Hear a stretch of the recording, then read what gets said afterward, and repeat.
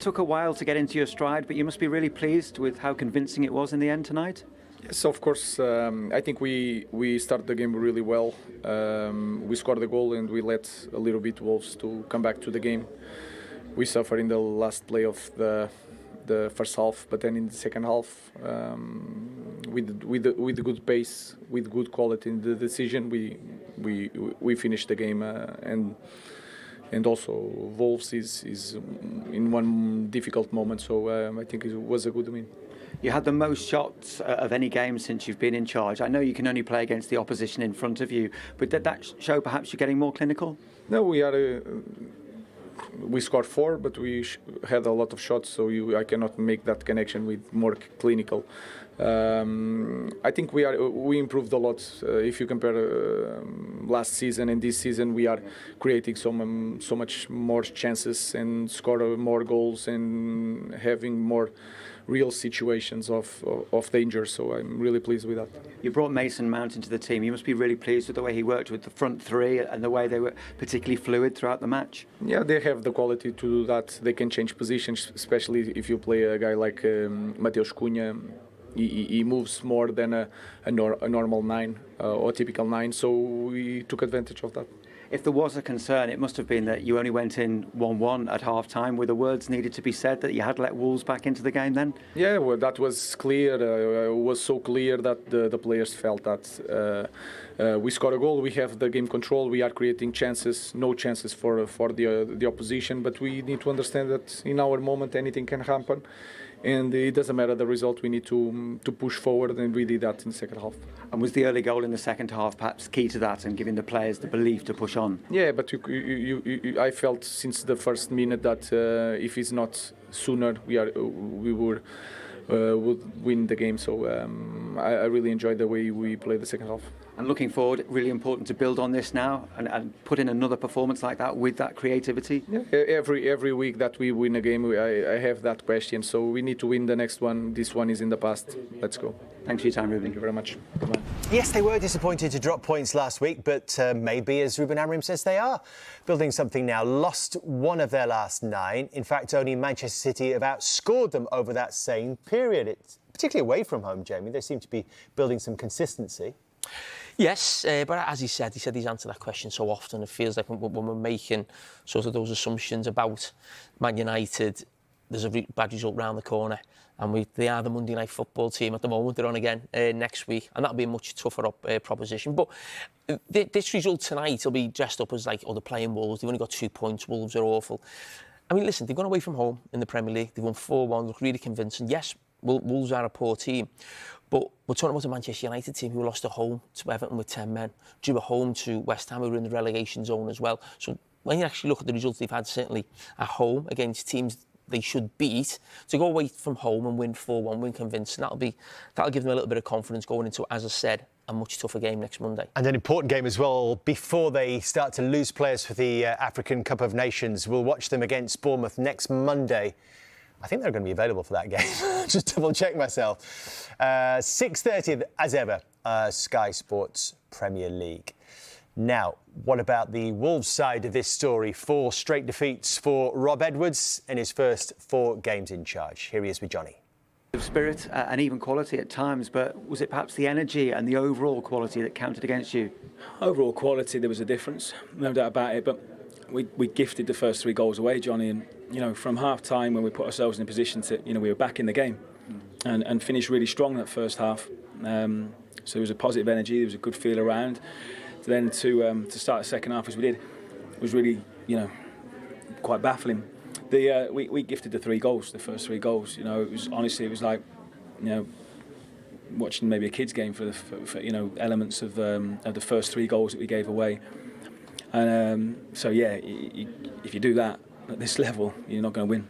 Is it really hard to sort of put your finger on why that is? The first goal in particular looks something, as you said, from a kids' game. Is that just a confused mentality amongst the players?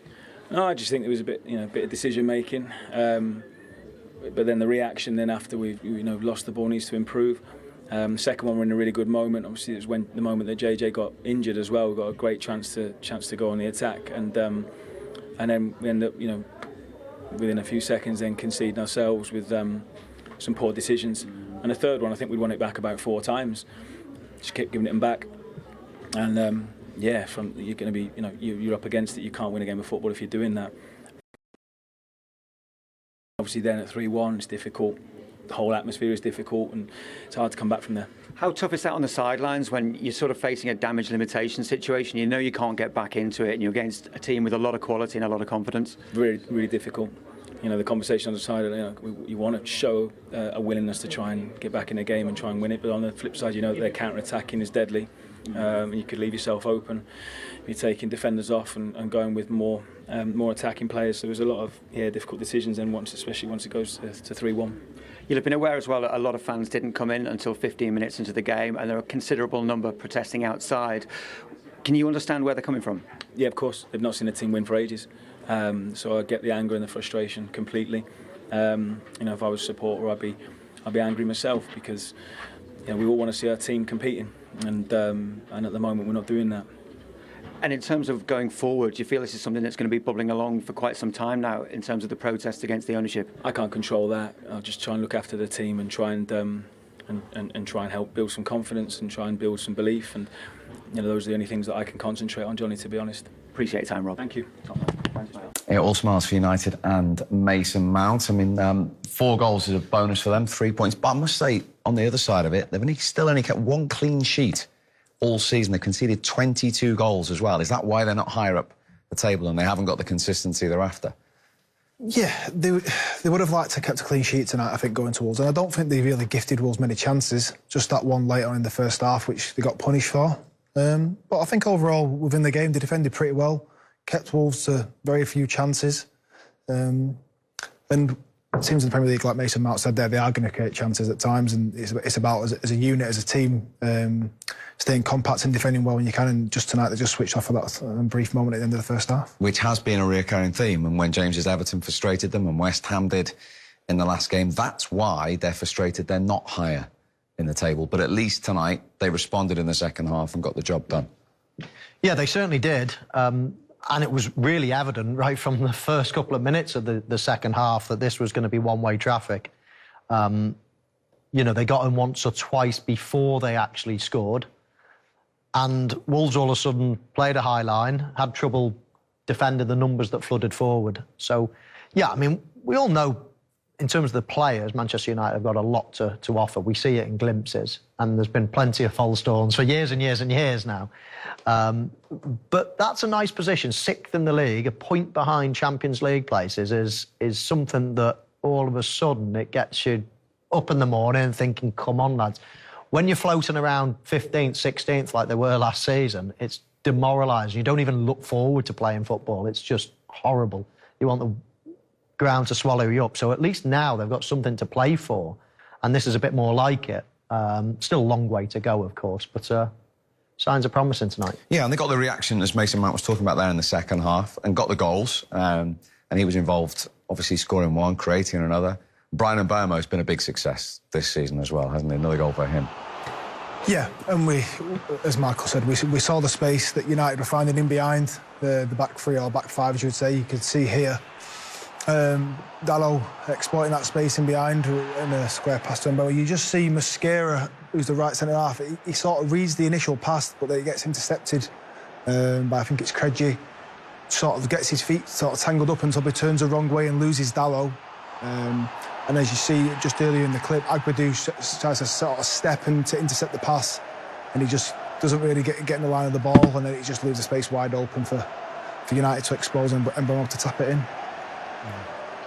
Yeah, it's a good goal from Manchester United's point of view. It's quick, it's decisive, but James makes a couple of really good points from a defensive point of view. I think he just lost his Mosquera when he spins around, he loses all his momentum, doesn't he? And then he can't really chase back. And he's unfortunate, really, because I think you made the point, when the ball was almost deflected, he's probably spinning around to think, we're back in possession, let's, but all of a sudden it dropped to a Manchester United player and he lost all his momentum. Here it is, just there on the right-hand side of the screen.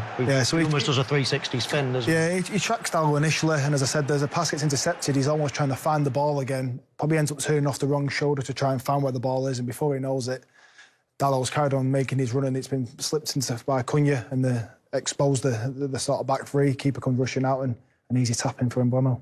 Mason Mount got the player of the match there. Important for him to be bright, get back in the team, stay injury-free, and he's scoring goals at the moment as well. I'm pleased for him. I mean, he's had a real tough time since he's been, like a lot of players at Manchester United have had, but, you know, he's had injury problems, he's had, you know, not been in favour, let's say, but he's really starting in the last, probably this season, actually, to get into the manager's thoughts for a starting berth, and he's been starting a fair bit. Again, from a defensive point of view here, James, where do you think Wolves can do better? If I reflect to the game that we played against him, I was constantly just watching where Bruno Fernandes was and just asking people to get close to him. If you just see early in that clip there, Bruno manages to get himself 5 yards. No one gets close enough to the ball, and a player of that quality is going to find the pass. It's a good run by Mason Mount into the box, just wasn't really very well tracked.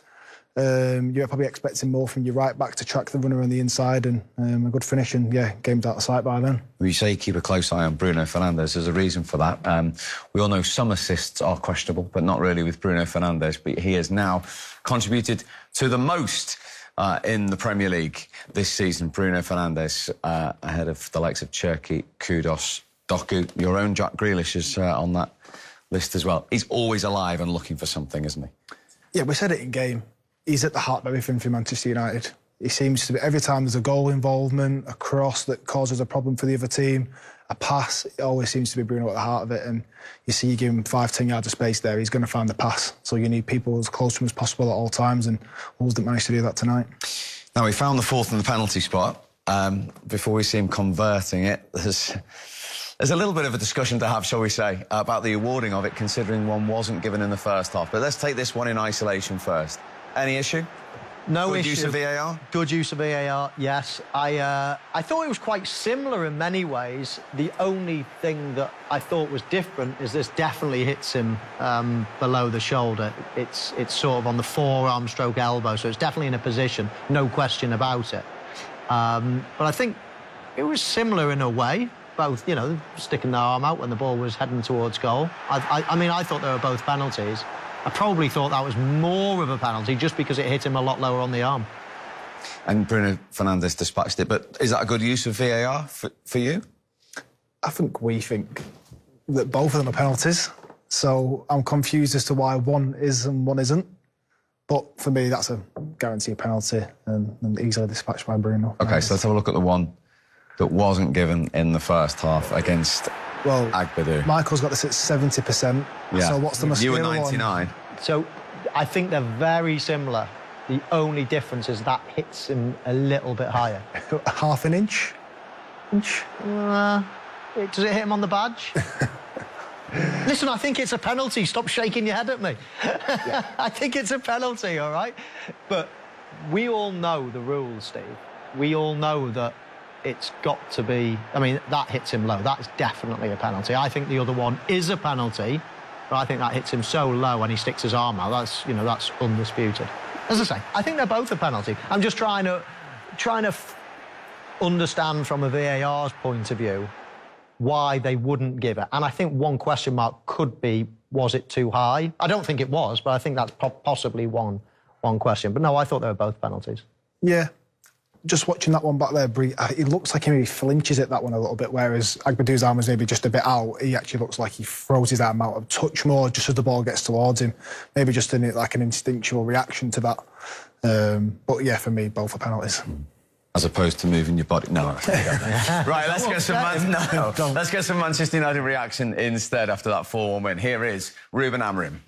It took a while to get into your stride, but you must be really pleased with how convincing it was in the end tonight.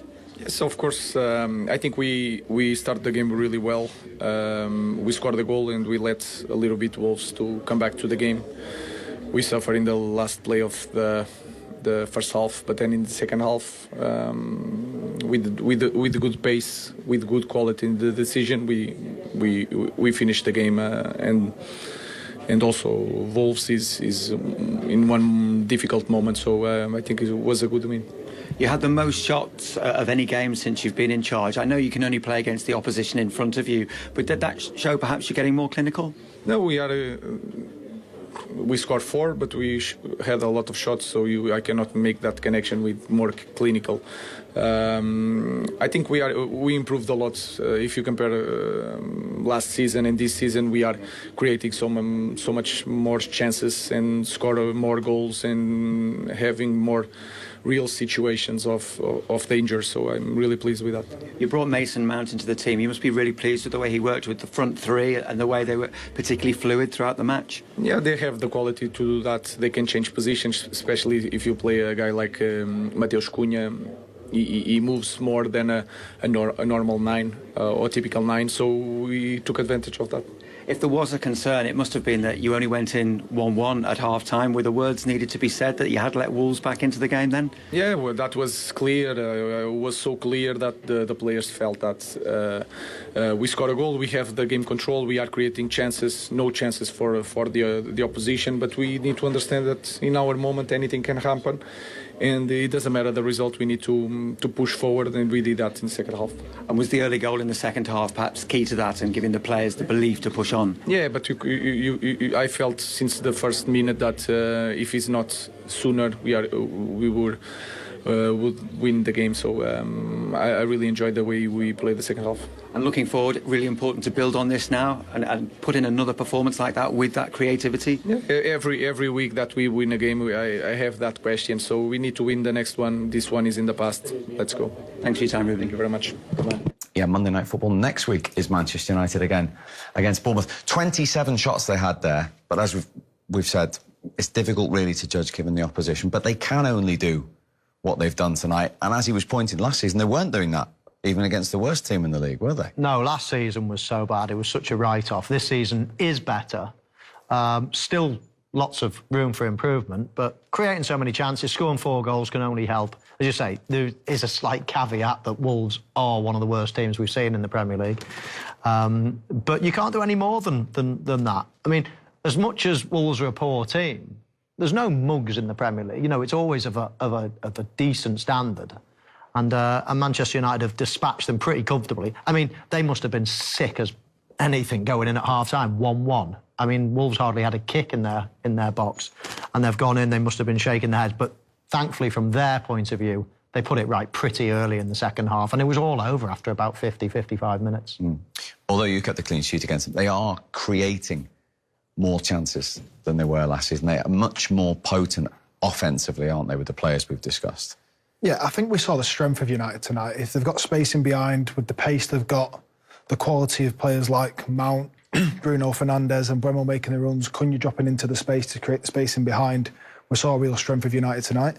I'm sure not every team in the league will give them that amount of space behind, but tonight you saw that, as I said, the strength of the players they've brought in and the quality of them, and to score 4 goals. Ya saltan 1K y el Barrio. Es determinante cuánto daño puede hacer el conjunto de 1K, sobre todo con Granero en esas primeras de cambio en la salida de escalera. Así que esa parte del partido va a ser absolutamente clave para el equipo de Iker Casillas. Por cierto, felicitar porque ha venido una buena afición de 1K. Tiene la pelota, Gerard Noya encara, sigue Noya, Noya dispara, Arnalot. 80 paradas. paradas ya para Arnalot. Gil Vidal ataca desde la derecha el número 9. Gil Vidal con el centro, buena pelota, Arché, con la rodilla le pegó. Pues es el que desatasca un poco el partido, ¿no? Con centros, ojo ahí, se golpeó, el remate, ¡gol! ¡Mar Valiente! ¡Gol!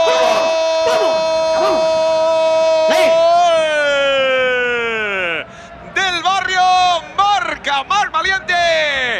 Esa banda izquierda que es terreno de los cañonazos de Granero, a la que tengo un mínimo de espacio, le pega Granero. Bueno, pues es decirlo, y ahí lo tenemos. El tema es que el remate le ha salido centrado. Abraham, buena pelota, banda derecha. Vamos a ver qué hace ahí Fran Rodríguez. Se mete en el área, sigue Fran. ¡Qué bien, Fran! Se va de 2, el remate, ¡fuera! ¡Chicos! A ver si acierta. ¡Claro que Mira sí! acá.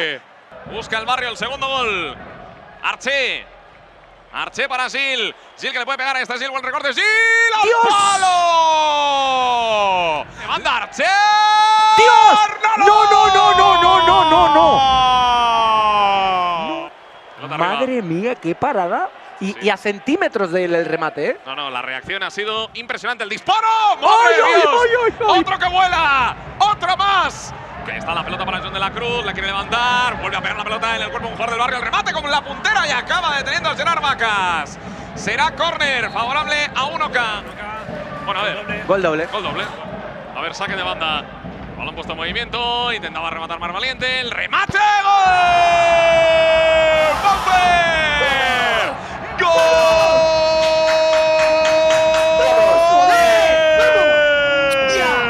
¡Del Barrio! ¡Le pegó con el alma! ¡Paufer! Y es… ¡Penalti ¡Madre normal! mía lo de los penaltis! ¡Penalti normal! Y el que quiere hacer el 0-3 es el número 4 de Pega Valiente. ¡Vaya cañón! ¡Gol!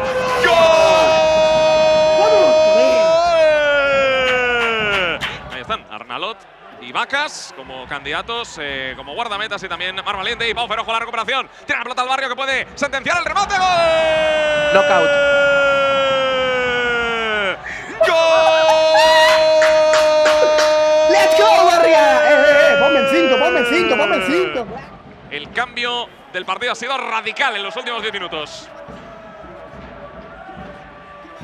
El balón que lo tiene. ¡Ojo! ¡Ay, ay, ay, ay, ay, ay, ay! Jaimitada. Marca de nuevo el Barrio, gol de Fran Fuentes.